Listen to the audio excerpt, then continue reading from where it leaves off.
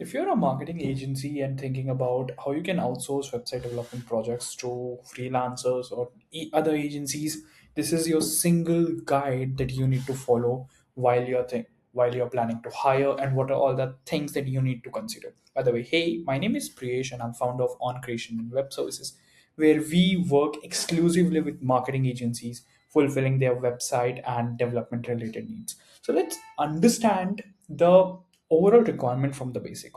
That requirement has came because you have now gotten website related projects, but you don't have a team, or even you if you have a team, they are already outbound with the work again. And why you should be outsourcing it? Because a, it is cheaper, because you don't have to hire a full-time employee to like deal with all this, or even if you have very less projects, you don't have a burden that you have to pay salaries.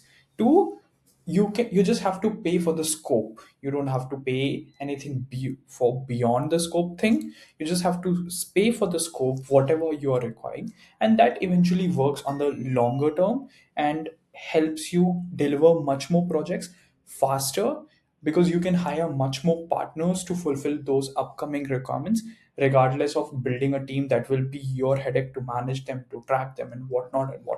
So that is the basic why exactly you need to do it. Now you have understood the importance. Now it is important ki, like, let's say you're finalizing.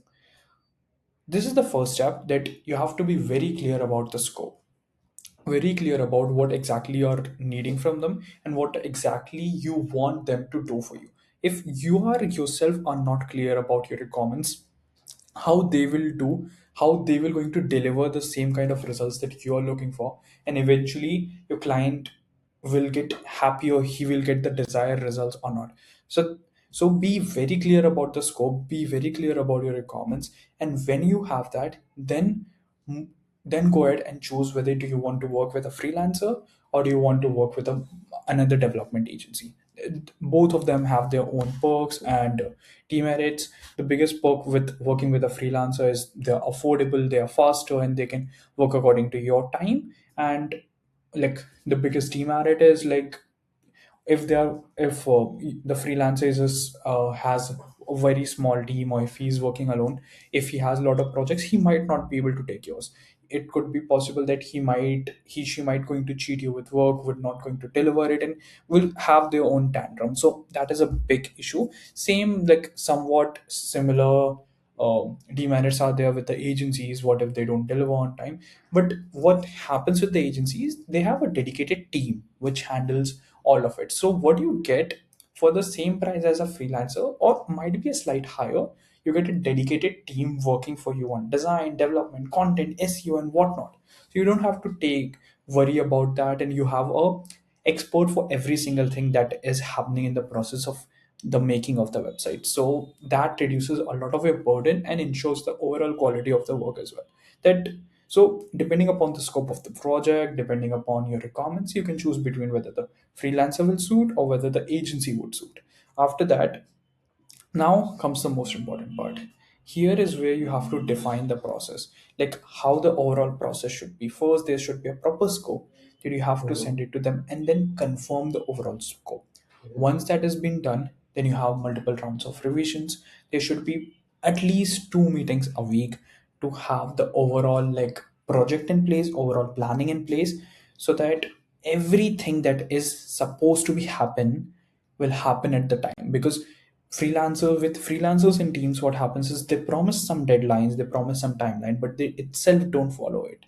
So it's better to for them to keep on track. There should be a proper tracking sheet, there should be a proper timeline sheet that defines what is being done and what is supposed to be done now. So we have scope, we have tracking. Now it comes to the deliverables. You need to have a very clear deliverability standards. Like these are the round of revisions that we'll be needing. These are the deliverables that we are needing, and these are the exclusive in terms of numbers. You have to be very clear. Okay, this is how much time you will take and give it back to us, and then we'll review it. And you have to be very make sure about it, and you have to be very concise with the reviews as well.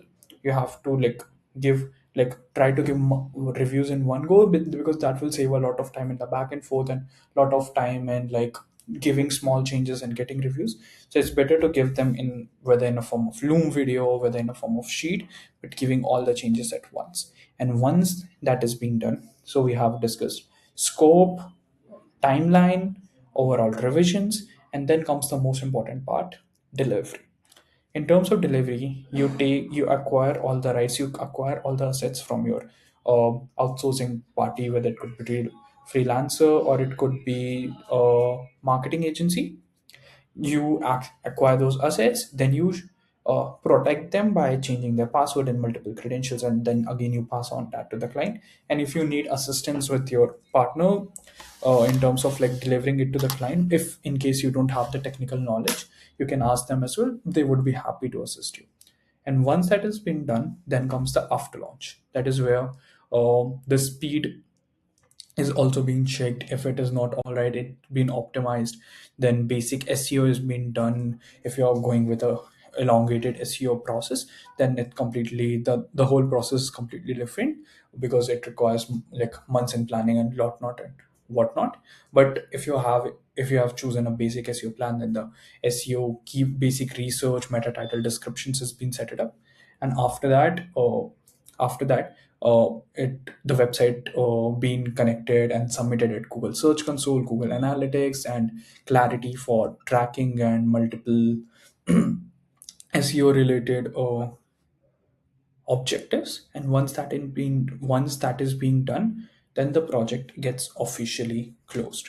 So this is how exactly, being an agency, you can hire a website development company, and these are the basic processes that comes along. If you want me to make a dedicated video explaining all the every single process that comes between the website process, and give you an overview of how I exactly do it, would love to do it for you, and you can comment down below in the description. And if you want me to like support you with website related requirements and help you how you can actually execute in your agency and provide website services to your client, would love to like talk to you. You can schedule a free discovery call in the description box below. And if you have any other question, you can let me know as well. So I'll see you in another video. Bye.